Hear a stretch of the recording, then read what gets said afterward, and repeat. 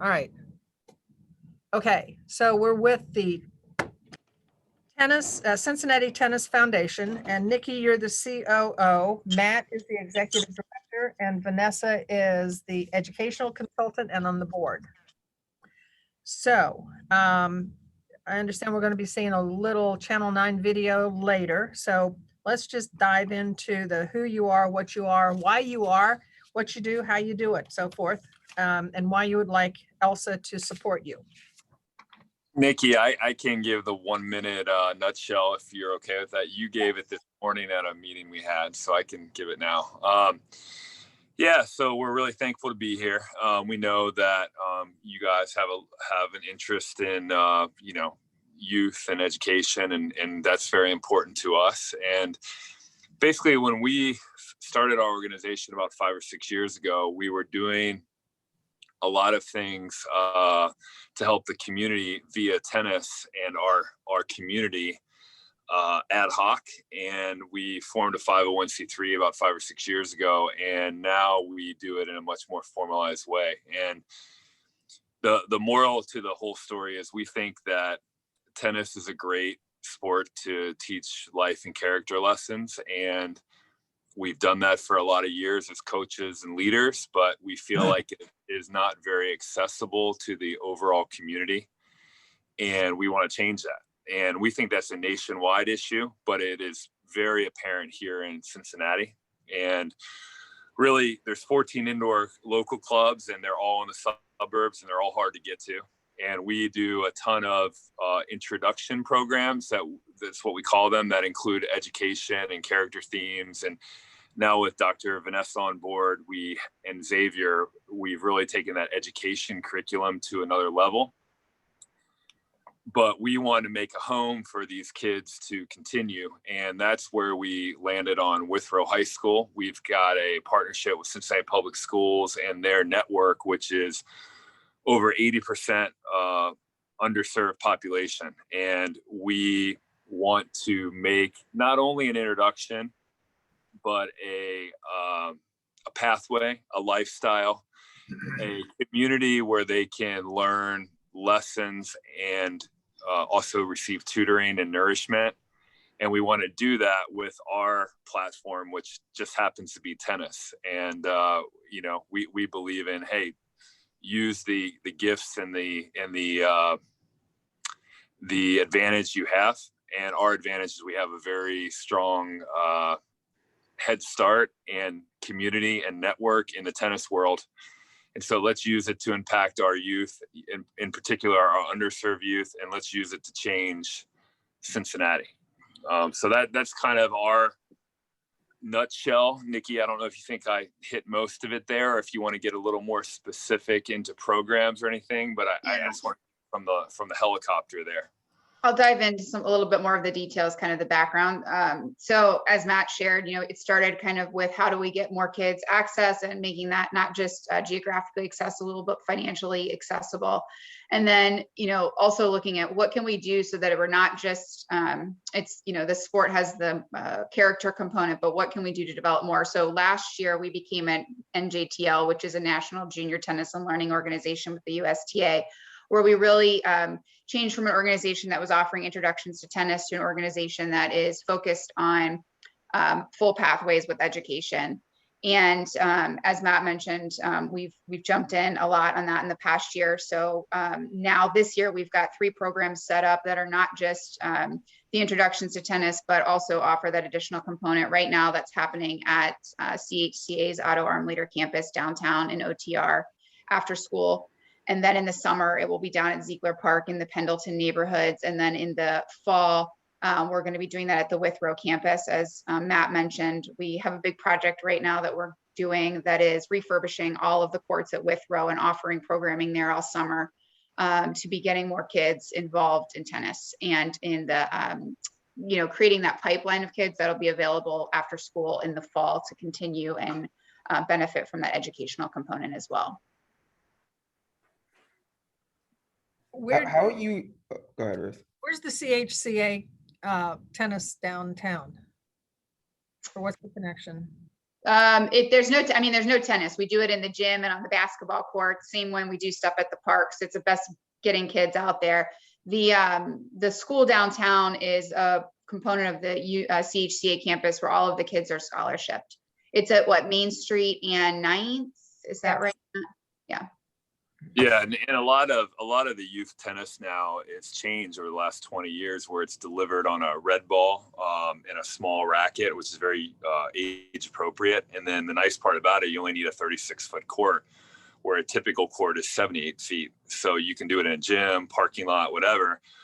The thing we kind of miss in these programs is to have a home to have them to come to that's proximate to where they get introduced, right? And so that's one thing we're trying to change with the Withrow campus. We're trying to have an outdoor and indoor venue that's within 4 miles of these areas, basically, that is on a bus line.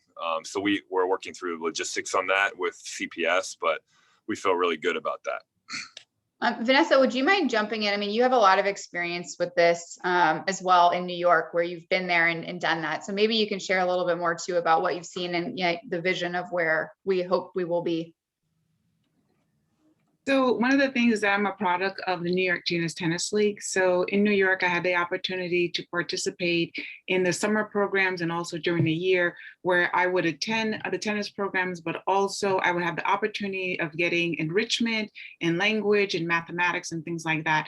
And over time, I went back and gave back to the community and became one of the coaches that provided New York Junior Tennis League. And one of the things that I got really attracted to this program when I heard about it in Cincinnati is because I also work with pre-service teachers. So I'm working with the Cincinnati public schools and really looking at their literacy levels that continue not to be, there's a gap between certain children, and also the rate of growth has not continuously been very strong.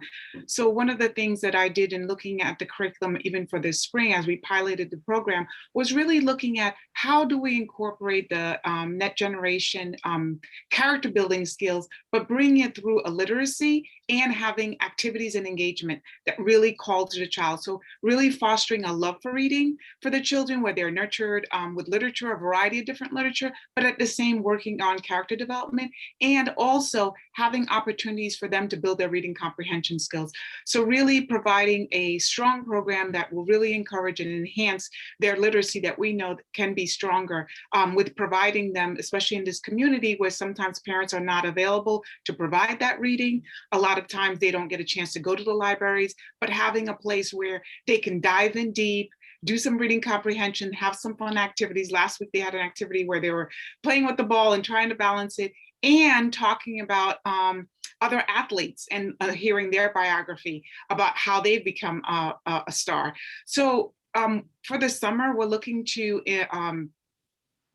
expand it and really include science and mathematics and looking at STEAM, because we know that this is an area that in general girls and children of color do not get opportunity and do not foster and look for those pathways later on. So really looking at how to continue to bring literacy as a base, but looking at literacy, but weaving it into the sciences, doing some experiment. They're going to be doing some gardening. So looking at the experiments through science and botany in that aspect, and having them really understand what actually happens in botany and living things, but also having the opportunity to look at it through literature also.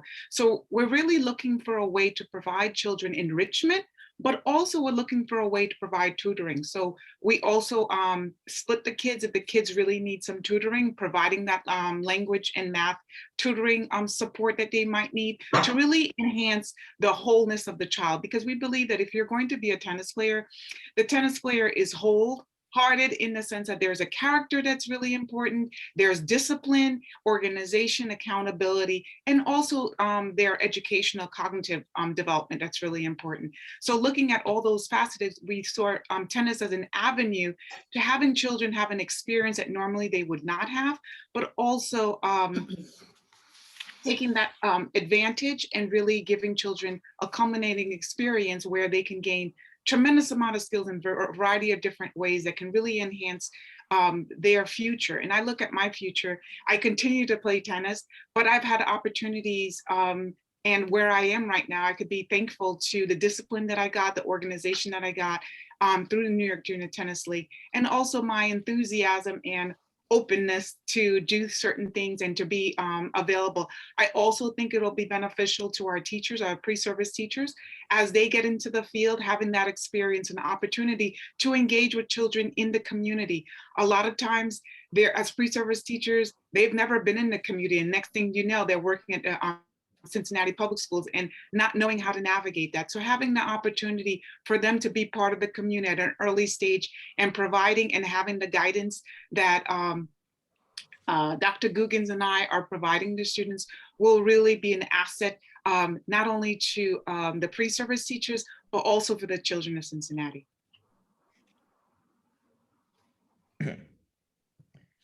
And I have 3 pictures I just wanted to show so you can see some of the children in the activities that I would like to share. To make you a co-host, right? Yes, please. Let me see if I can do that. Where's all right.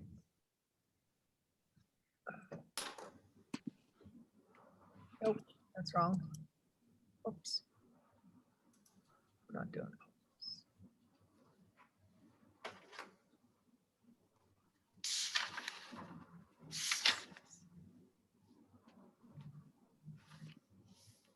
Wonder if you can Okay, choose it's not your screen. possible. It's okay. Yes. All right. Okay.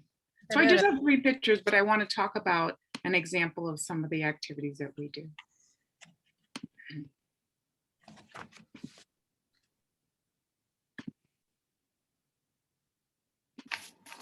So we break the children into small groups. It allows them to have one-to-one attention. And in this activity, they were doing chrysanthemum and talking about how this child goes through a character development where she is shunned by her classmates and actually has difficulty making friends because of how long her name is. So the children engage in a variety of different activities. They had an opportunity to discuss what was happening in the story. Sorry, hold on a second. Doesn't change. Oops. Here it is.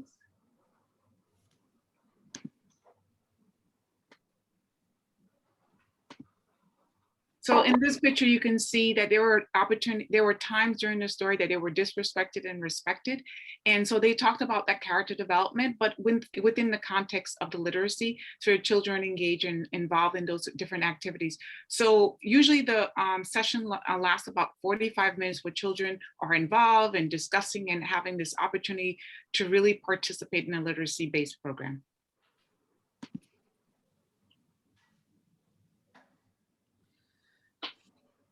How many children have you had participating over the last 3 or 4 years?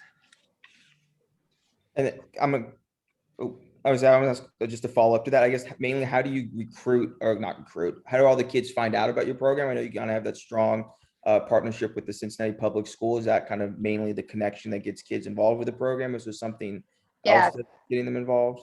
So there's 2 ways we can answer that. With the education component, this is a brand new launch this year. So we started a little bit with it with Ziegler Park last year, where we had about 40 kids involved through the summer camp there.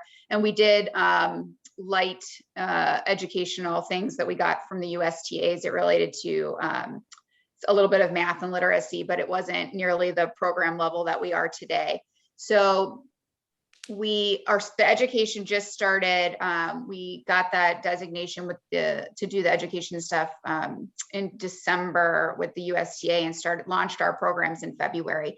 So this pilot program had started with about 10 kids signed up, and that's where we are today. And then in the summer, we have 40 kids at Ziegler Park that will be participating in the program. And then we're expecting about 40 at Withrow in the fall as well. And those will come from CPS. The kids in the fall will come from CPS. So Matt, you can probably speak better to the kids in the program. From a tennis perspective, it's completely different. So if we're looking at this program specifically, it's launched this year in February. If we're looking at, if you would like more history on the kids that have participated in tennis in the past, then we can give you that as well, but I'm not sure if that's what you were looking for. Yeah, I mean, the only thing I would add on the tennis side, there's a lot more. So like, you know, we've put out, so for our program at Withrow this summer at the Cincinnati Tennis and Education courts, we basically put it out to Cincinnati Public Schools about a week and a half ago in an email they have a giant roster, and we already have a couple hundred signups for our free and family income-based programming. So all of the programming that in those courses don't have education component to them. They're more of our introduction courses. But we feel like, going to your question, Jordan, as far as like a pipeline, it's a wonderful pipeline, because what we're trying to do is have a free 1-day or 4-day event. We're having 4 of those, and they're either, well, the 4-day event is a $5 registration fee, and that can be waived if there's a financial need.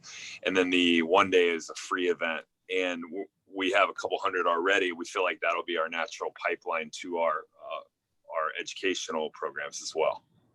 And in terms of scholarshiping kids from a tennis perspective, we've been doing that since the beginning of the program, and not just from a like participate in the Camp State program or the education part, but with year-round training that we do on a regular basis. That Matt, you can speak to that best. Well, one of the reasons this whole thing started, and now you can tell with Dr. Vanessa in here, like, I mean, the level of what the education has gone to a whole nother level, well beyond my tennis pro mind. But the you know, where it started was basically like, hey, it costs $400,000 to take a kid from 5 to 18 to play college tennis, and that's unacceptable. And so we basically are like, hey, any kid that comes from a regular family household, even a middle upper class type family, is going to have a hard time with that. So we started chipping away at that total price in different ways, right? And then that kind of was the seed to then dive in more. And then as we kept getting to families that were less financially secure, then we found out, well, not only do we need to offer this opportunity to play tennis, which would be, you know, $30K a year or something to kids that are financially worse off, but it doesn't matter if we offer it and we're out in northern Montgomery. We have to have an opportunity to be closer to the city, because that's where more of the kids that have these financial issues live.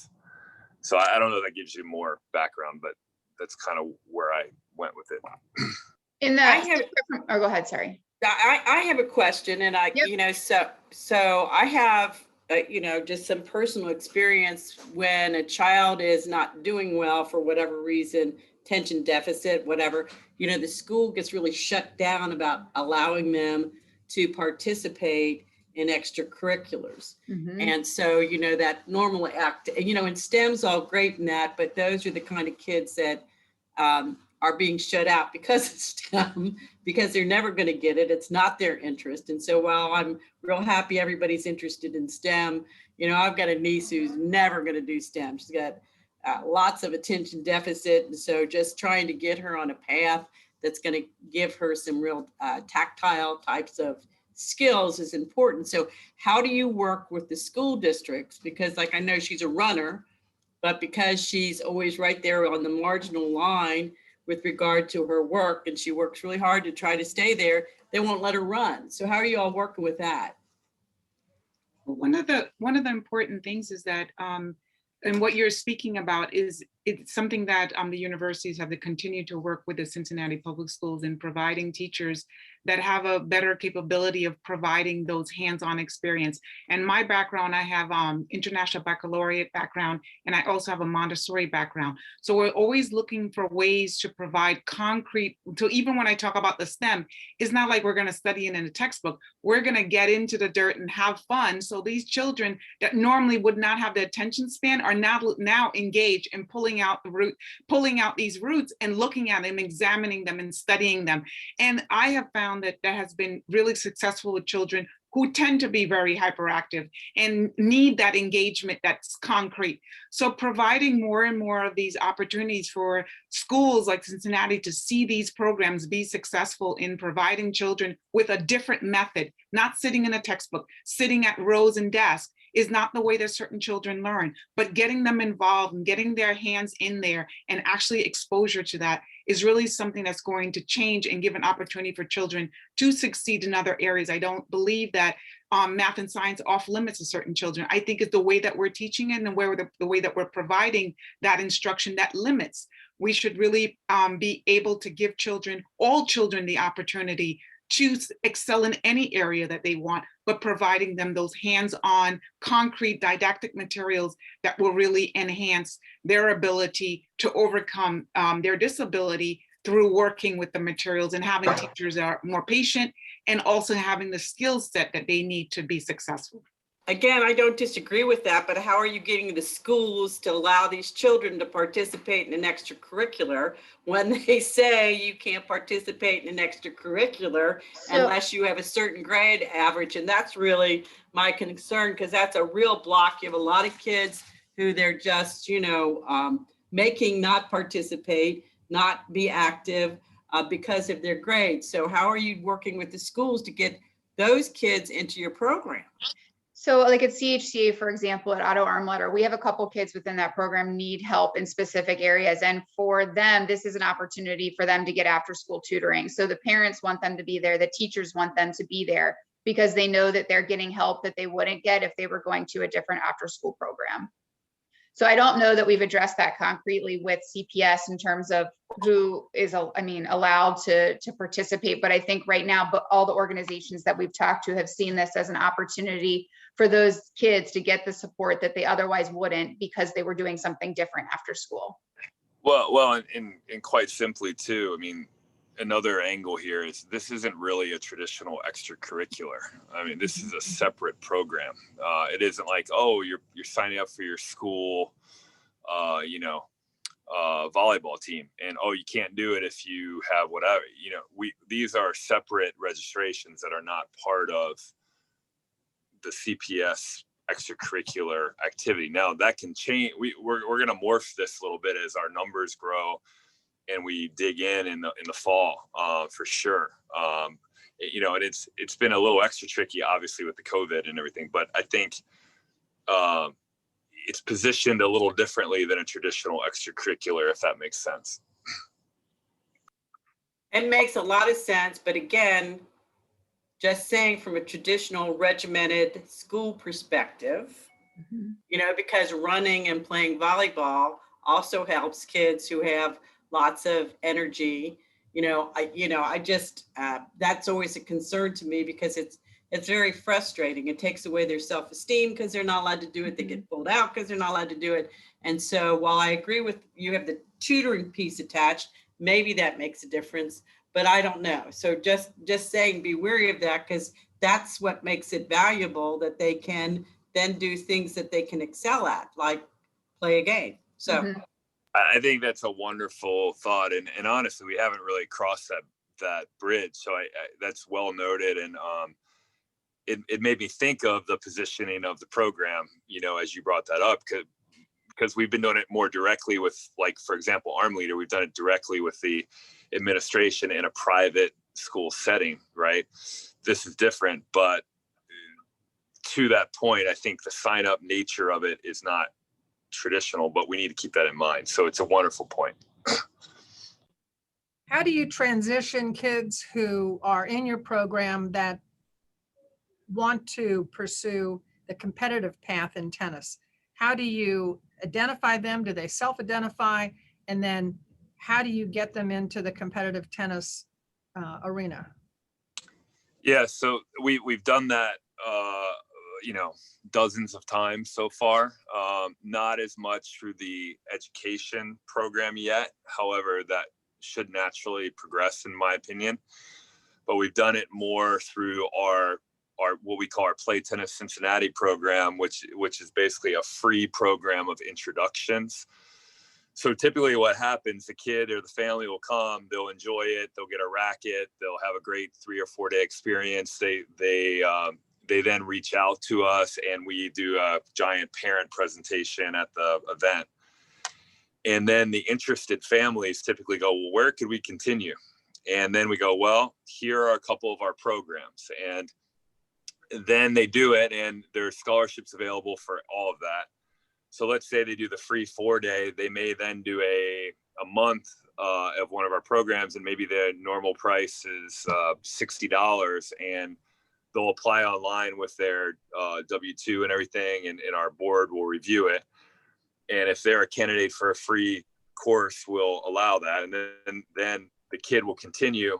And then if they like that, then basically what we do is now as our coaching staff, which I'm one of, but we have a team and we have a director of tennis who does much more of it than me. We'll identify the kid and we'll say, hey, this kid is pretty good, pretty talented, pretty, into it. The parent is willing to bring the kid or they can get here or whatever. Okay, let's consider pushing this kid to our developmental coaches a little more strongly. Then if that latches on, which it has in a handful of cases, then we take care of, then the fees typically would be more like $500 a month. These kids typically will not afford that. They'll apply, we'll scholarship them, we'll continue the coaching. If the coaches are not volunteering their time, we'll pay them through the foundation's account and take care of them that way. We also have one other granular detail is as a NJTL, which Nikki mentioned, we're one of 20 in the United States that are an NJTL excellence program, which is a very big honor in the USTA world. We get some stipends to take care of players individually. So we just received one yesterday. We have a player, for example, who is he's number 1 in the Midwest in the 12 and under division. His family is about a $60,000 household income family. The cost of training are exorbitant. And so basically they'll give us like different amounts. For this kid, they give us $1,000 to help provide for the coaches that donate time to the kid. So then we'll just do that for free for the kid. Hopefully that answered your question. What about tournaments for children? Well, what's interesting is the tournaments are actually one of the smallest costs for kids. So in this kid with a $60,000 income, for example, $70 tournament fee is inconsequential to, equipment, lessons, group, all that stuff. So usually that's okay for that type of kid. Now, as you get to the kids that have a lower income than that, families that have a lower income than that, we do have a grant process where we'll fund that for them. And we funded kids to travel before if they go to like the really high level and they're, middle income or lower, we've given kids money for a travel stipend. This is slightly off, but I am in the same vein too, is that we do have, as Ruth, you and Jordan know, a wheelchair tennis program as well. And we do have an organization that set up a travel scholarship for players that wanted to try to do tournaments and things as it relates to that program. Slightly different than here, but just kind of on topic. And just to note that you did change your name recently. It used to be Excellence Tennis. That's correct. And the prior donations that the Elsa Foundation has made to you was under the Excellence Foundation, Tennis Foundation for the wheelchair tennis programs. Correct. So Andy, do you have any questions, or Frank or Dick? No, they've answered just about everything. I was gonna say, Nikki, it might be helpful if you do want to either share, I don't know exactly what the WCPO interview is, or if you just kind of have, I know you shared it with me before, that like that 3D rendering of kind of like the Withrow complex that you guys are hoping to build with the courts and kind of the education center. I think I know I have a good sense of kind of what you guys are hoping to accomplish and build it, but I think it would be helpful for everyone else to kind of see the vision that you guys are hoping to achieve in the upcoming years. Yeah, let me pull that up and then I'll do the WCPO because that kind of sets that up, and then I'll show those renderings of what we're looking to do with an indoor facility eventually at Withrow. So I'll start getting those if you want to add me as a. I did. Okay, perfect. Sorry, let me get them open before I'm glad you guys have all these Zoom capabilities because I don't know how to add people and do stuff like that. I barely do. All right, I think I've got the documents open. Let so me now- just say, as someone who's on Zoom all day, almost every day, you don't want to learn. Go outside and play tennis. Share screen. Okay. All right, now that I've shared it, there we go. We'll start with this.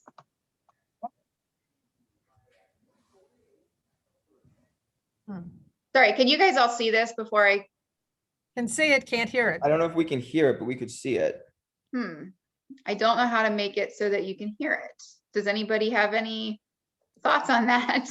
If you go down to the bottom of your screen where it says like the mute and start video and stop video, next to the mute, there's a little arrow.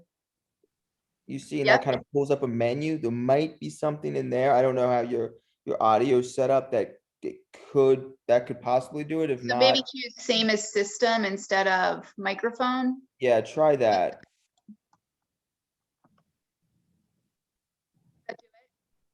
I'm happy to send this to you immediately after the call, and I can share the videos with you guys now if you'd like. I can send you this link. I don't know how to. It's unfortunate that I can't get the audio to work. Let's see. I'm trying to look at mine. More. There's a little button that has a volume and you can adjust it on the bottom. Maybe see if it's the volume. And then you also want to check your volume for your computer on the top end. Output level microphone.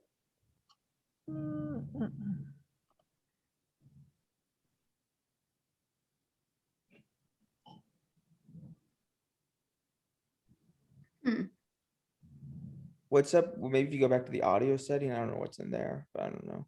Oh yeah, you guys can see. Sorry, when how did I get to where I just was? So go to the Can you microphone. Oh, go ahead, Vanessa. I was gonna say, can you refresh the video? Sometimes just refreshing it allows it to sure. play. There, I heard it. You Great. did? The volume was low. All right, so I'll put this up and let's see if this works. Now there's a little speaker on the bottom. If you can slide that all the way over. So no, okay. All right, I don't know how, I'm sorry guys, I don't know how to do this, but I can share this with you immediately following. In the meantime, I will share the concept samples. So here is sort of the facility that some examples of the facility that we would love to create when we're in the process of fundraising for this on the Withrow campus. This is kind of an entry picture. Let me get for you the education center. These are some renderings that were done by a local architect. The USTA has drawn up concepts for us as well as it relates to creating a building in the backspace. So we're resurfacing the courts at Withrow this summer to offer all of the programming, and we should have about, I want to say, based on the program capacities we've put out there, about 600 kids playing this summer, in addition to remote programs that we're doing. We're doing the Ziegler program that I mentioned, where we're doing all of the education and curriculum. We're also partnering with St. Joseph in the West End, who's doing a COVID catch-up camp, they're calling it, to do education all summer, and doing tennis there as well. So hopefully, the thought in the future is that hopefully we'll be able to let those kids continue when they express interest at a facility like this that's right on the Withrow campus that's accessible. Let's see what else. I think I shared that.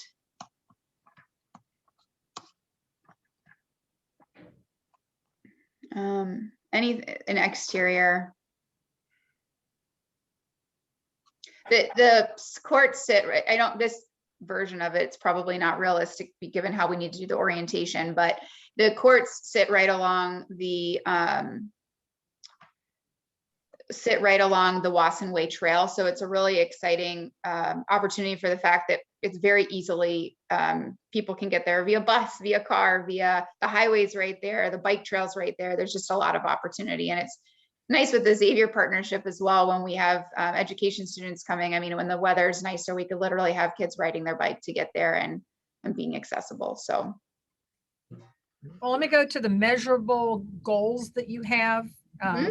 That you're working with the educational partners at Xavier. Yep. And you're measuring using student evaluation, parent feedback, teacher feedback, tutorial feedback. Are there any quantitative type things that you can measure in terms of grades or scores versus just feedback? Vanessa, do you want to step in there? So Dr. Guggen and I are planning to assess the children coming into the program and seeing where they are in math and language, and every 4 weeks continuing to assess. Right now we have a study going on where we're looking at the curriculum implementation and making sure that is rolling smoothly, and we're getting input from the pre-service teachers, giving us input on how the curriculum's going, things are going well, what have they seen in engagement of the children, what have they seen over time, and that already got an IRB approval, and it's currently running at this time. What would you say one of your biggest challenges is in the program? In the educational part, or just the tennis program in general? The whole thing. I think it's funding, in terms of, because we want to provide more time for the children. We would love to have a 4-week program. And so in order for us to have a 4-week program, we need more funding so that we can have the capacity to provide that service to the children. So for me, I know it's really important to have children. The longer you have with them, the more you can have an impact on their education and their growth. So looking for, and I've been speaking to Nikki and Matthew, looking at how can we provide more opportunities for children. We also know that during the summer, children, if we can keep them off the streets and on a tennis court, they are better off. But we need the funding in order for us to be able to provide, so that we can have a full week, as time progresses, be able to provide a full week program where they could be from morning to afternoon, or even half day, be at a certain place for a period of time, and know that we can consistently give that support, both in tennis skills and being on the court, but also the educational skills. Okay, on your. I would, oh, go ahead. Go ahead. I would echo that. I mean, I think funding from another angle, which would be creating a safe place for a community, for a second place for these children. And,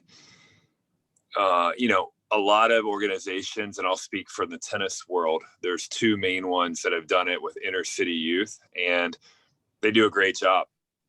But one of the issues over the years, over the last 20 or 30 years of these organizations, is we don't really have a place for the kids to come and make it their community.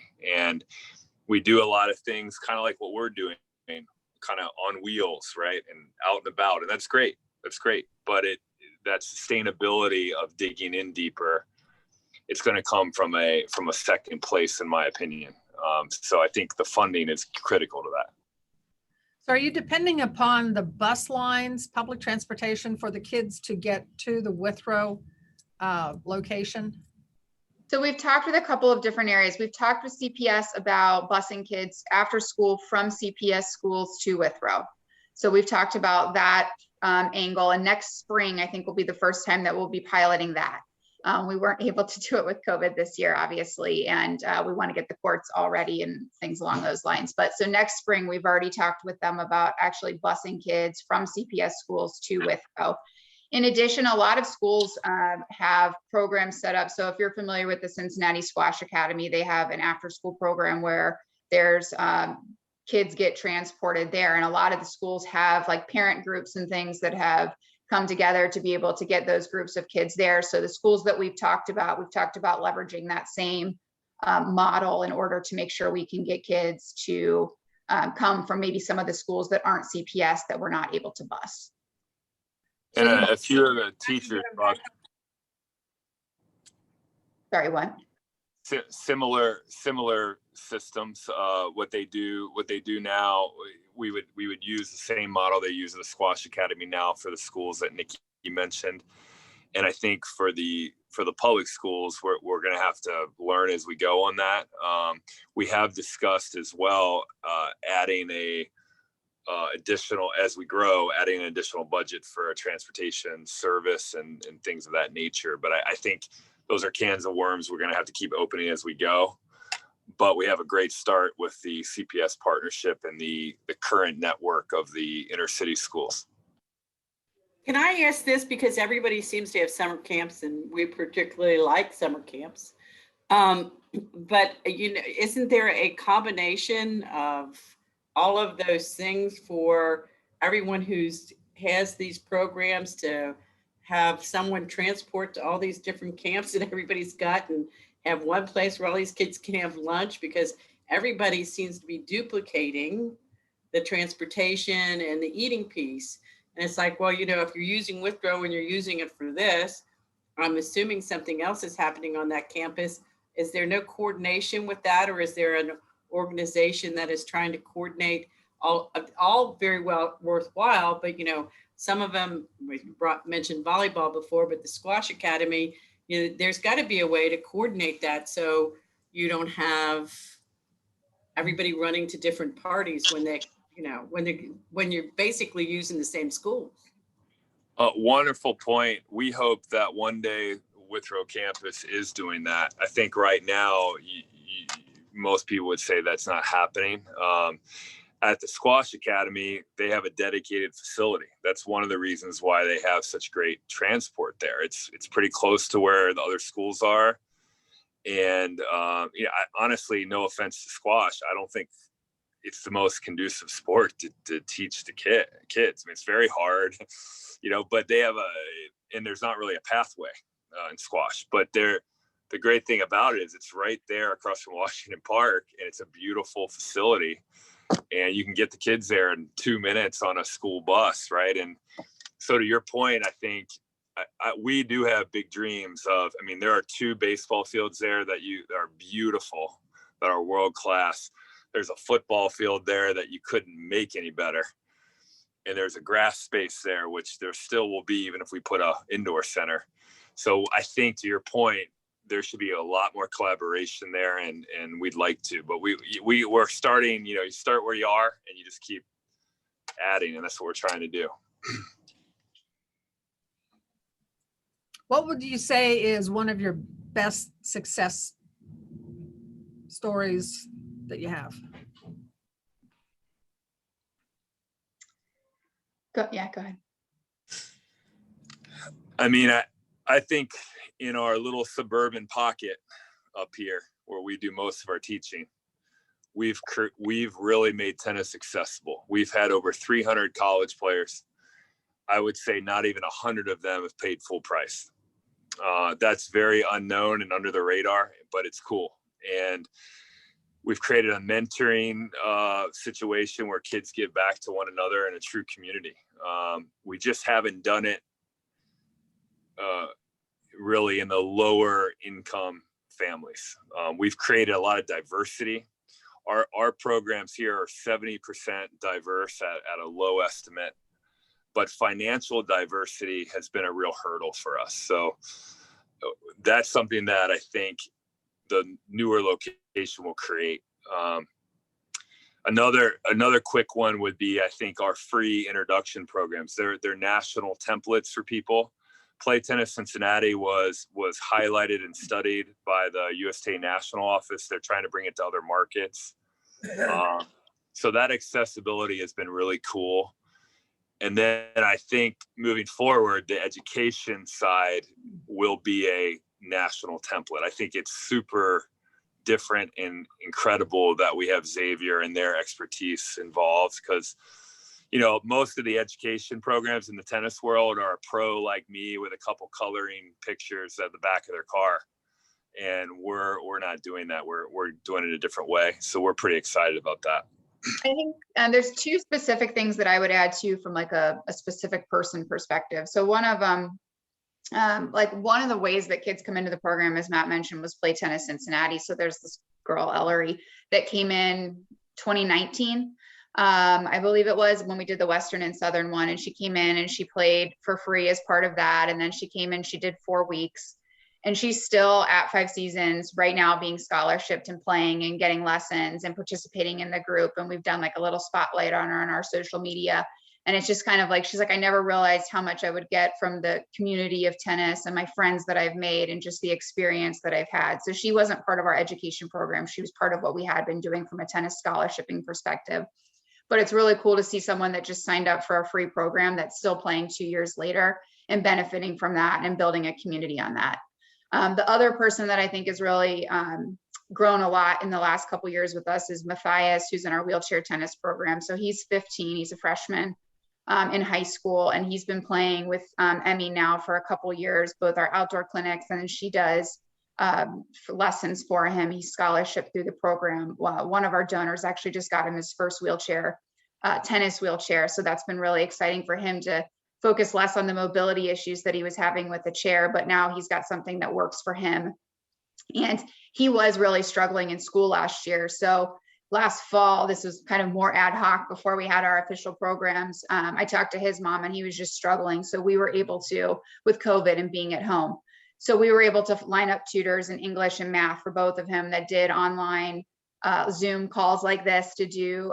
He was struggling with English, for example. And so we had a former English professor that was spending time with him a couple times a week just to get his grades back up. And he's back to where he, normally would be this year now, and kind of starting to move forward. And it's been a lot of fun because we're starting wheelchair junior programs in May. And he's right there like, okay, how can I help be one of the coaches on the courts too? So he's ready to start giving back. I think those are some maybe very specific examples of some of the kids that I've worked with. It's been a fun success story. Okay. Anybody else have any questions? Yeah, just a real quick question, I guess, is how far reaching is the program now? I mean, how far out do you extend this program to get people involved? I mean, Cincinnati primarily. I mean, in our wheelchair program, we do have adults that come in from all over, but as it relates to people that are participating ongoing, it's the greater Cincinnati area. We've done stuff, in Northern Kentucky, we've done stuff in Mason. And then we are working with like YMCAs, and we'll do remote programs across the city at their locations. Okay. And the age group that you deal with basically is elementary? It starts in kindergarten and goes through 18. Some of our tennis scholarship players are, now into college playing. But primarily for this program specifically, right now we're doing like K through 6th grade. Is the plan for the year.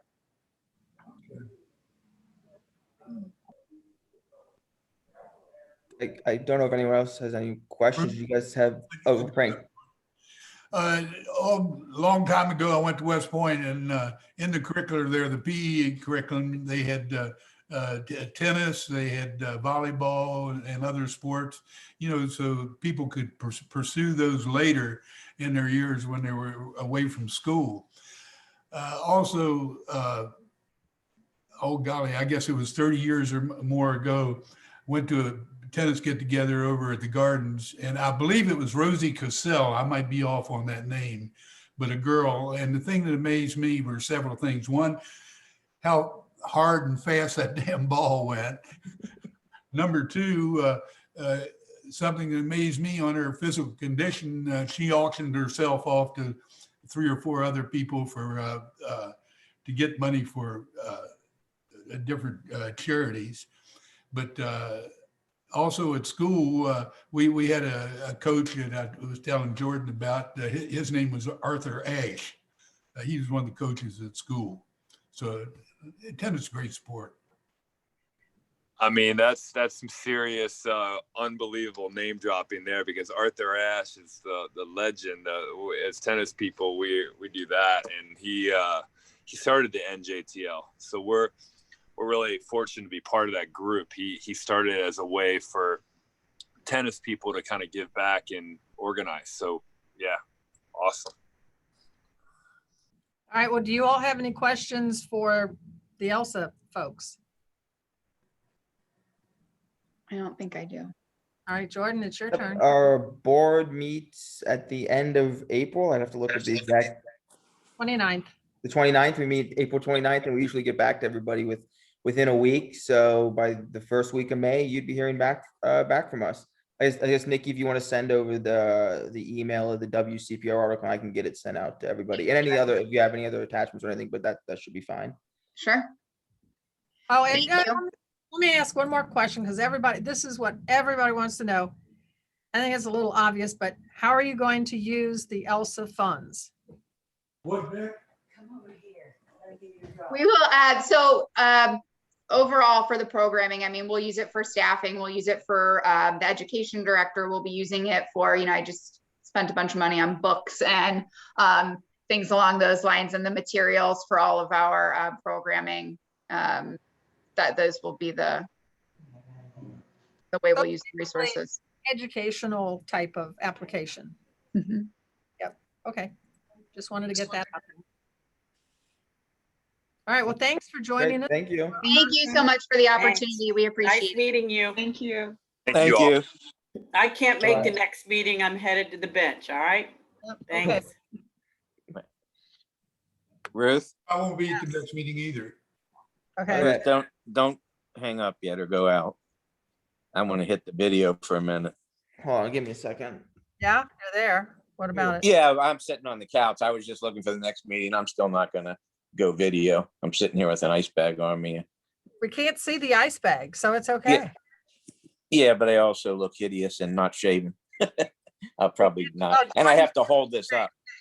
I also have to hold the camera up the whole time, so I probably won't. I was just curious. Okay. All right. All right.